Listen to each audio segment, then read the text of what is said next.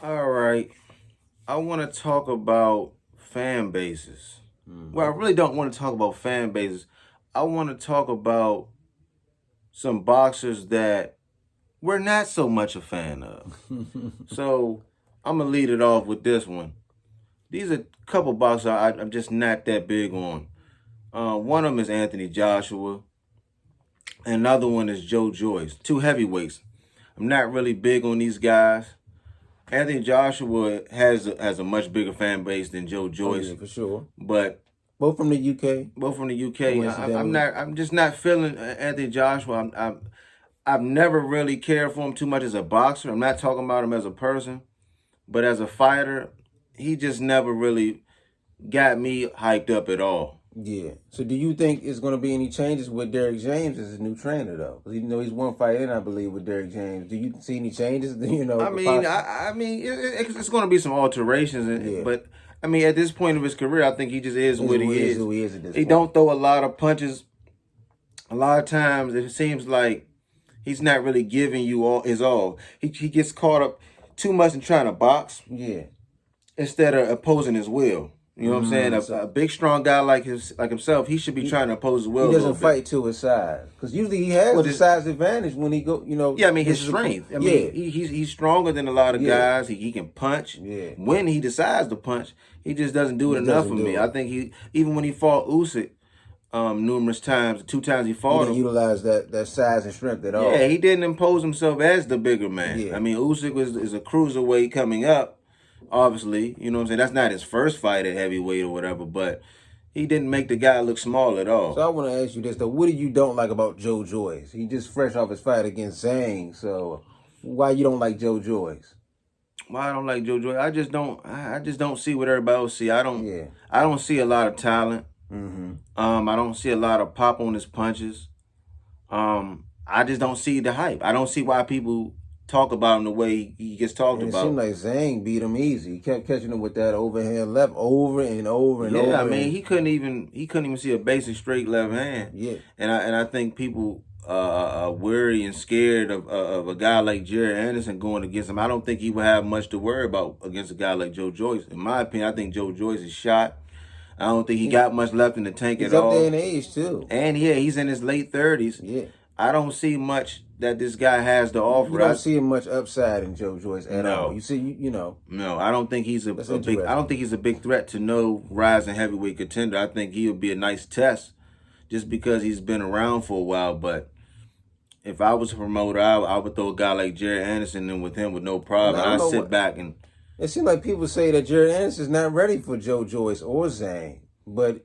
I believe Jared Anderson might not be ready for a guy like Tyson Fury or Usyk. Oh yeah, those are the elite of the league. You know what I'm saying? I can believe that. Maybe might not be ready for Deontay Wilder, but you feel like he should be ready for guys like Joyce level guys. I think he should be able to fight. I think what's the guy Anthony Joshua getting ready to fight? Dillian White. I think a guy like that he would be ready for. That's not to say that he would necessarily win, but he should be ready to go. He should be ready to fight those type of guys. Listen, you got to start fighting these guys someday. You know. Yeah, and I understand he's young, and you don't really want to rush guys like that because if you rush a guy, he can get clipped too early, and But at the same time, we got to understand the heavyweight division is not what it used to be. It's not like rushing them in the 90s. Yeah. It's not like rushing them in the 80s. It's not like rushing them in the 70s. And if you continuously put him against lower competition, then when he finally goes against a top guy, then he might be shell-shocked. And then when he gets clipped, everybody going to say, well, he wasn't this anyway. Right, exactly. You kind of leave that door open for people to say that. Yeah, well, you leave that door open anyway. I mean, at this point, at his 23, 24-year-old age, he needs to start taking steps up. You don't really take step backwards. If you take a step backwards, you're not going to get better. He's not going to get better fighting a guy at the bottom 20 in the heavyweight division. He's not going to get better like that. Not at all. And with the heavyweight division, you can get knocked off anyway. All it takes is one punch anyway. So I think he needs to go slightly up in competition. You ain't got to put him in there versus the top 4, top 5. But don't sit up here and tell me that going against the 18th, 17th, 16th ranked guy is necessarily going to be okay too. There's no cakewalk with that. That's just for the highlight tape, man. Yeah, that's just for a highlight tape. You know. We got this Spence-Crawford fight coming up in a few weeks. The All Access is coming. And I'm definitely excited to see that. Oh yeah, for sure. I'm We ready know for this. we see these fan bases war on Twitter all the time. It's definitely hectic.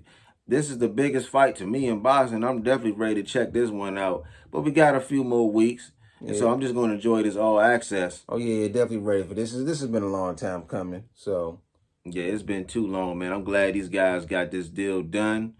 It's almost here. It seemed like it got here kind of fast. Yeah, it is. It seemed like the wait all these years. It seemed like that was the long ride. Yep. And now the fight just got announced not too long ago, and it seemed like it's almost here already. So that's definitely bringing that excitement to boxing. I think we needed that. You know what I'm saying? There's a lot of big fights getting announced, and I think this one leads the charge for that. Oh yeah, of course. And then right before that, you got Inoue and Fulton. Yeah, I think that's all in the same week. That's all in the same week. That's a low key fight that we're not really talking about, and we definitely gonna get into that one over these next couple of weeks as well. But that's a very underrated fight right there. It's not getting the publicity that Errol Spence and Terence Crawford is getting, and that's fine because we know these two guys, Errol Spence and Terence Crawford, you know, there's been a lot of hype over the years. This has been brewing. You know what I'm saying? Fulton and Inoue really ain't been brewing like Spence and Crawford. That's just a great fight for boxing heads. Yeah, that's good for the hardcore boxing fans that really know about both guys. I mean, casual fans that don't really be on Twitter like that, they don't really know much about Inoue and Fulton. They know about Spence and Crawford though. Yeah. You know what I'm saying? So this is the ultimate boxing match for everything. Casual, non-casual.